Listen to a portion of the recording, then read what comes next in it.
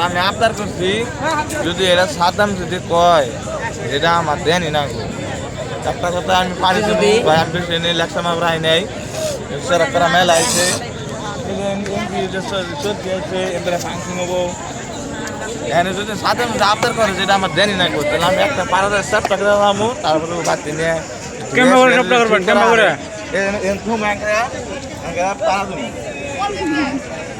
সাতাম এনে আছে